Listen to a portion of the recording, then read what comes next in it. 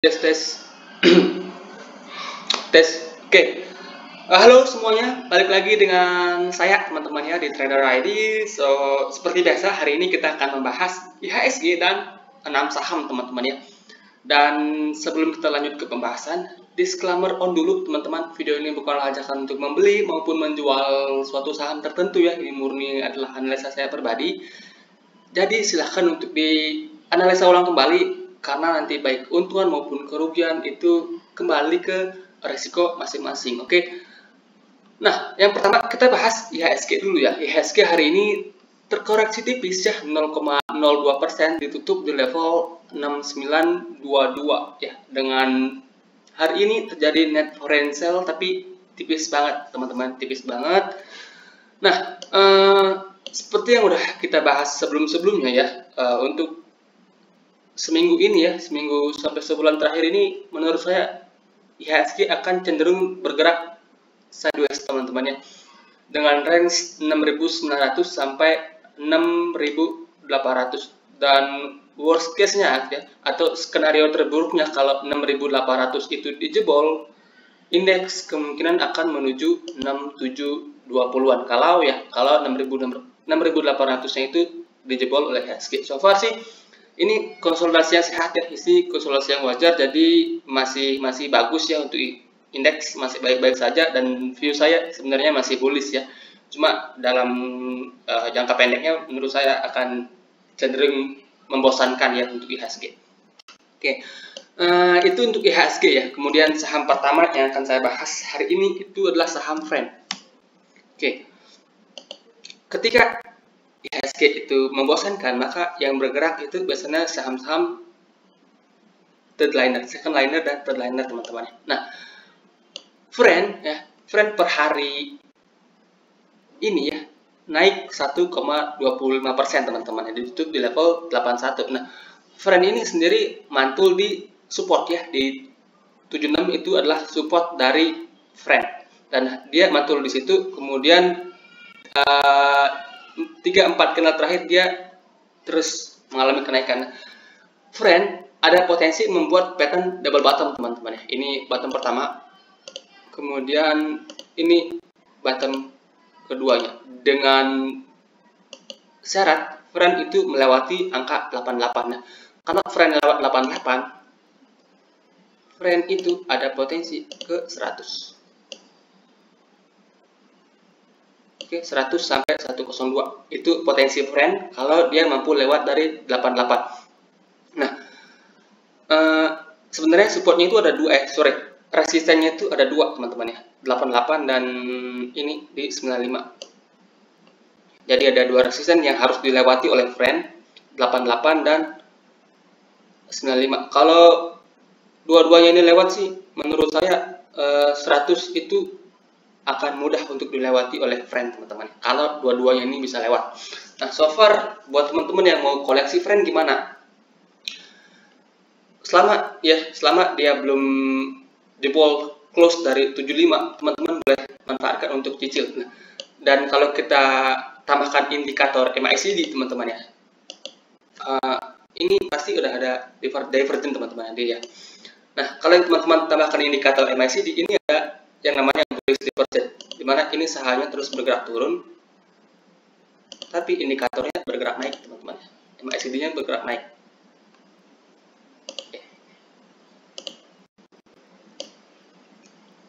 Nah, ini artinya Friend dalam tahap atau pola-pola akumulasi teman-teman. Jadi buat teman-teman yang tertarik untuk Friend, strategi saya ada dua ya. Buat teman-teman yang mungkin sabar, entry-nya tipis-tipis, teman-teman bisa manfaatkan beli Friend tipis-tipis sampai 75 ya. Kalau dia turun lagi sampai 75. Nah, buat teman-teman yang nunggu flow atau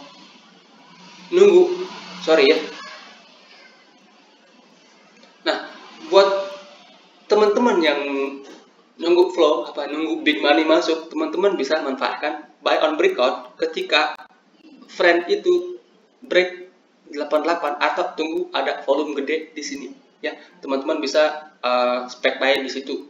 Nah, so far sebenarnya Friend menurut saya layak ya untuk dimasukkan ke watchlist terlebih dahulu. Untuk entry-nya itu sesuaikan dengan strategi masing-masing. Oke, itu untuk friend. Kemudian ada MPMX yang menurut saya menarik ya. MPMX yang menurut saya menarik. Kalau teman-teman perhatikan dari segi tren ya, MPMX ini masih bergerak uptrend ya. Yang pertama, MPMX ini masih bergerak uptrend. Kemudian di sini MPMX membentuk pattern yang bisa kita bilang ini menyerupai falling wedge ya. Falling wedge di break dengan volume yang gede, kemudian di sini juga dia break double bottom. Oke. Ini bottom satunya. Kemudian ini bottom 2. Nah, dia break dengan volume gede. Kemudian hari ini dia retrace dengan volume yang relatif mengecil. Jadi buat teman-teman yang tertarik MPMX, menurut saya bisa ya cicil baik sampai harga 1080 atau 1070 ya. Beberapa tick di bawah itu ya. Beberapa tick di bawah 1080 teman-teman bisa pasang stop loss di situ, dan ada potensi kenaikan MPMX itu sampai ke lasainya di sekitaran 1220.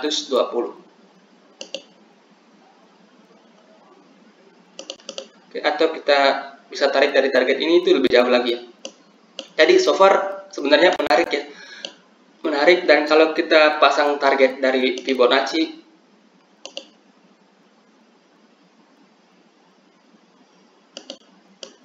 nah ada potensi dia ke sekitaran 1400 ke sini. Sorry. Jadi so far buat teman-teman yang belum entry, ini menurut saya peluang ya untuk MPMX, belinya di sekitaran area sekarang sampai 1080. Nah, beberapa tick di bawah itu teman-teman bisa pasang stop loss ya. So far menarik ya untuk MPMX kalau dari view saya pribadi. Kemudian hari ini yang naik itu konstruksi teman-teman. Kita bahas satu aja ya, Wika. Wika hari ini naik 9% lebih ya, ditutup di level 1110. Nah, Wika sebelumnya kita pernah bahas di sini dan fail ya. Ini bisa kita katakan gagal karena isu perang, kemudian ada bla bla bla dan semacamnya, teknikalnya patah. Nah, hari ini dia naik kencang 9% lebih, ditutup di level 1110. Nah, kalau kita ke time frame yang lebih kecil ya, ke time frame 15 menit, Wika ini sudah hari ini dia break pattern inverted head and shoulders.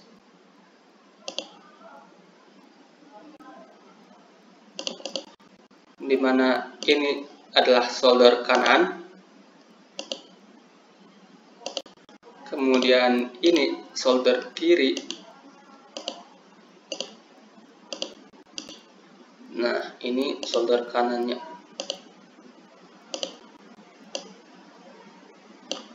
Dengan potensi kenaikan di Wika itu ke sekitaran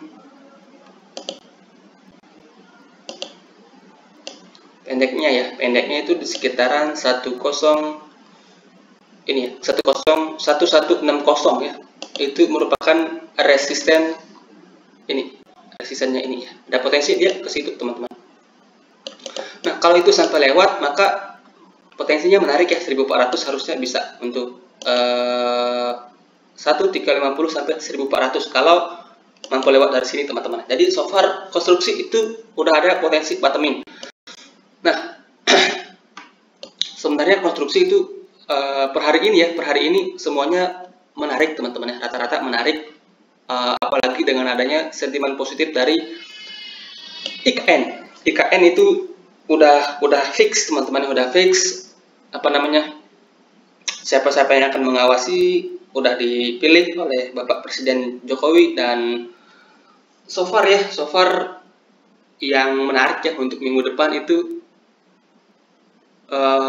konstruksi dan properti yang menurut saya untuk minggu depan itu ada potensi untuk reversal ya. Nah, itu untuk Wika ya, Wika. Jadi buat teman-teman yang tertarik untuk beli, teman-teman bisa cicil dari harga sekarang sampai 1000 ya. Cicil tipis-tipis kalau dia terkoreksi sampai 1000. Nah, buat teman-teman yang mau beli dari harga sekarang setengah-setengah, misalnya mau beli setengah porsi bisa ya. Beli setengah dari harga sekarang, kalau turun ke 1000, teman-teman beli lagi setengahnya di situ. Atau kalau dia breakout 1180 sampai 1200, itu teman-teman beli setengahnya di situ ya. Itu menurut saya sih menarik ya. Menurut saya menarik. Di sini juga ada volume-volume gede yang which is ini adalah volume-volume akumulasi kalau menurut saya pribadi. Nah, jadi buat teman-teman yang tertarik bisa diperhatikan konstruksi. Favorit saya itu Wika, PTPP sama Adi, ya, hampir semua ya. Hampir semua sektor produksi biasanya gerak barengannya. Nah, itu untuk Wika. Kemudian CPO ya, CPO SIP ini udah pernah kita bahas beberapa hari yang lalu ya. Nah, LSIP sebelumnya saya sarankan beli di range 1400 sampai 1300. Nah, sebenarnya sekarang LSIP itu sudah memasuki area beli teman-teman. Jadi buat teman-teman yang sabar ya, yang belinya nyicil-nyicil, ini menurut saya bisa dikumpulin sih untuk LSIP ya, tipis-tipis sampai range 1300.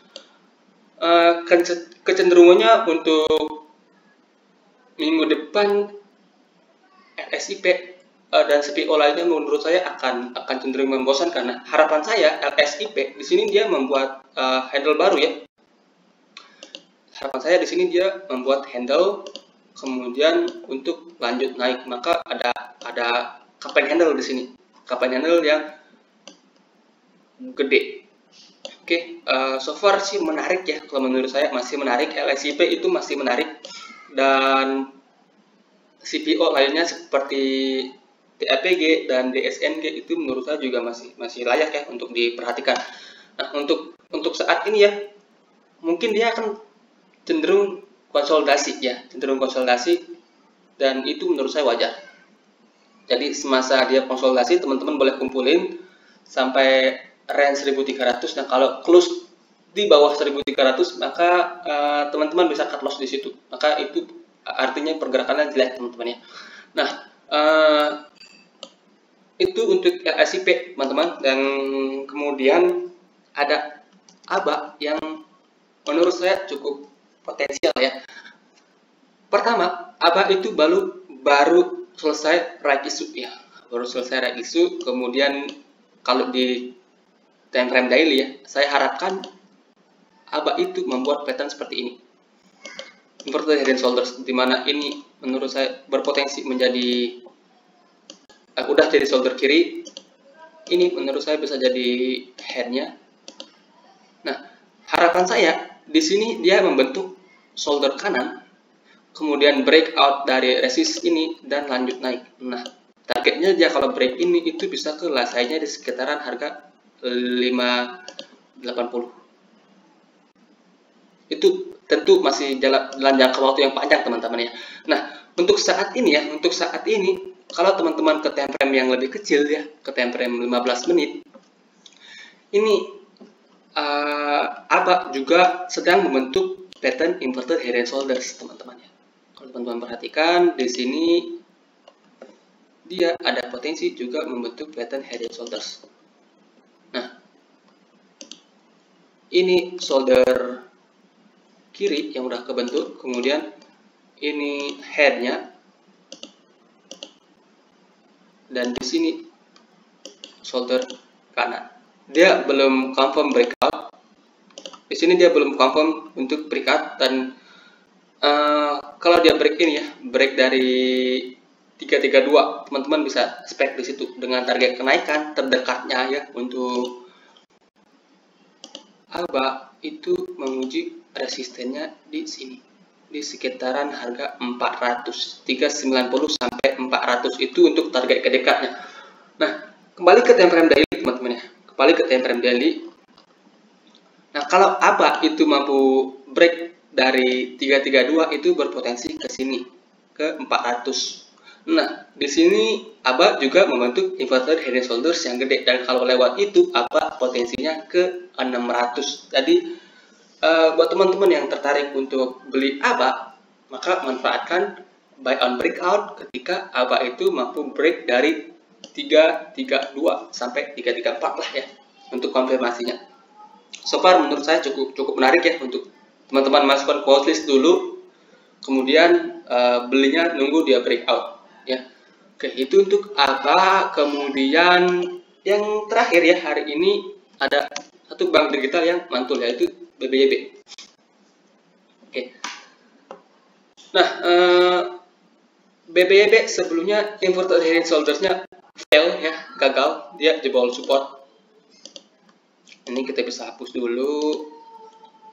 Di sini dia jebol support, kemudian hari ini dia retest. Entah ini hanya retest untuk lanjut naik atau retest untuk lanjut turun. Terus terang saya masih belum tahu teman-teman, masih belum tahu. Tapi kalau kita ke time frame yang lebih kecil ke 15 menit teman-teman ya. Di sini BBYB ada pattern double bottom yang kecil yang belum di break. Nah, jadi teman-teman bisa manfaatkan buy on breakout. Nah, oke, pertama ya, hampir breakout sebenarnya ini. Ini bottom pertama. Kemudian ini bottom kedua. Teman-teman bisa manfaatkan buy on breakout ketika BBYB break dari 2200 dengan target kenaikan pendeknya itu. Pendeknya BBYB bisa ke sekitaran 2400-an lah ya, 2400-an dulu, dan kalau itu lewat lagi maka ada potensi untuk jauh lebih tinggi ya. Nah, tadi strateginya menurut saya untuk BBYB hari ini kan ya reboundnya bukan dengan nggak kenceng sih volumenya ya, jadi ada potensi ini hanya retest sebentar untuk lanjut turun. Nah, untuk mengatasi itu teman-teman, maka teman-teman manfaatkan buy on breakout ketika BBYB terkonfirmasi breakout dari 2200. Oke. Nah, sekian ya pembahasan kita hari ini. Semoga bermanfaat dan semoga bisa dipahami ya teman-teman.